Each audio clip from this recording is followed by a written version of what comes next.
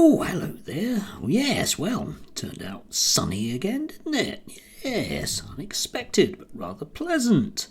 Indeed, yes. I thought we'd not go with a blur today, which probably means that you can see all the very, very odd books that I read. I wonder he's an odd chap, they might say. Yes, perhaps it's a mental health issue that I get to read so much and misunderstand everything about the world, allegedly. Anyway, today we do want to talk about mental health and alleged views of the world, be they correct or not. There were a few pieces in the Times and the Telegraph yesterday about, well, they're basically based on this piece called, which from The Secret Lecturer. Yes, indeed. I do have a couple of guesses that I could make as to who the secret lecturer is, but that's another story. Anyway, from this one, my students say they're too anxious to learn. I dare not question it. At one university, a third of undergraduates are absent, and some are even scared to take the bus. As term starts, a lecturer asks, is self-diagnosis a real crisis? Well, okay then, yes. And it was sort of followed up a day later by a couple of Nepo babies complaining bitterly that the idyllic sort of rich childhood that they had magically prepared them for the world in a way that young people these days aren't. Or something. So we had Giles Corran, yes him, sad stress, can't read a book, give university a miss. Yes, indeed, suggesting that perhaps the oiks shouldn't really go to places where only posh kids like him should. I'm paraphrasing somewhat. But we had Celia Walden. No wonder youngsters are shirking education. They can self-diagnose their way out of anything. Self-diagnosis again, you notice.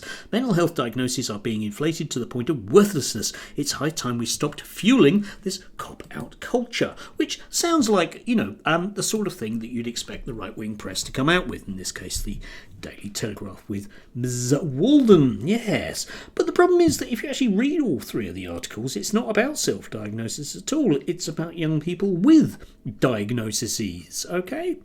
Now, you can think to yourself, oh, aren't young people rubbish, as Giles does, and to a certain extent the others do as well. But we have to then start asking some awkward questions about things, right? Okay? There hasn't been a time in my lifetime when young people haven't been rubbish, okay? I was rubbish as a child, and when I was a teenager, I was certainly a rubbish teenager. And when I was in my 20s, teenagers were rubbish. And when I was in my 30s, teenagers were rubbish. And when I was in my 40s, teenagers were rubbish. And when I was in my 50s, teenagers were great. No, I'm lying. They were rubbish, weren't they? And now I'm even older than that, and they're still rubbish. It's a perennial that children are just rubbish, because apparently when they're like 2 or something, they simply can't do anything like fix a car or go to the shops for some food. However, of course, it belies a real problem, leaving aside the slack sort of notion that young people are just rubbish, which they're not, by the way, because I work with a lot of them, so I actually know what I'm talking about in terms of, no, they're brill, actually. We arrive at this problem whereby we have a lot of young people who are feeling very unable to cope with society. Now, again, you can decide if you park the young people are rubbish thing, which it explains nothing and doesn't really get us anywhere. You have to come up with other reasons why this might be happening. You could, for example, go with the woke teacher, the kind of GB News aren't teachers responsible for everything route, which is fine. But it does again presuppose that magically children are fine, go to school, stop being fine. However, schools increasingly report that children aren't fine, and they don't magically become finer when they leave the teaching sphere of influence.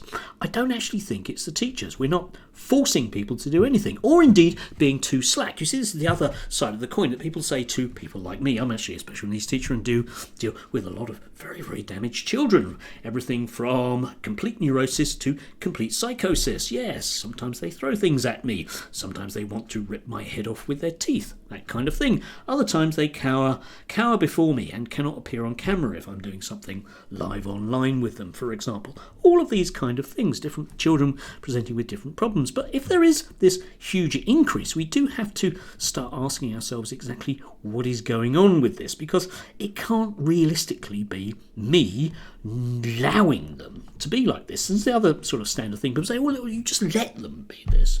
To which my standard response will be, well, Okay, what do you want me to do?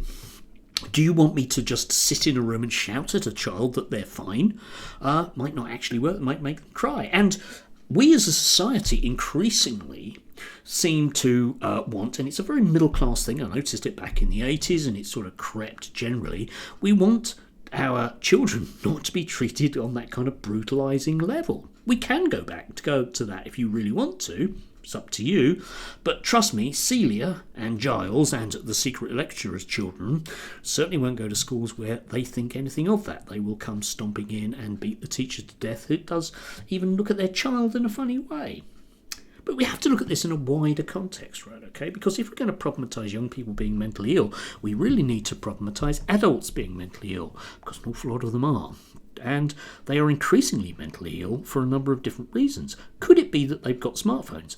Might be something to do with that. Could it be generically social media? Might be something to do with that. Could it be generically that they're just a bit rubbish and it was all their teacher's fault? Very, very unlikely. So, on a wider level, what exactly is going on?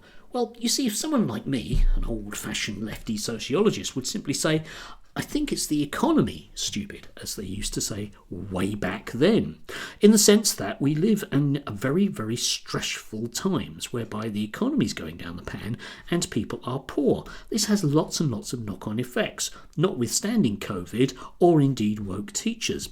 Maybe minor parts of that. But what we end up with is a mental health crisis, not just amongst young people who are not self-diagnosing, but actually amongst adults who very often will decide to kind of opt out through alcoholism or other sort of suicidal responses, yeah?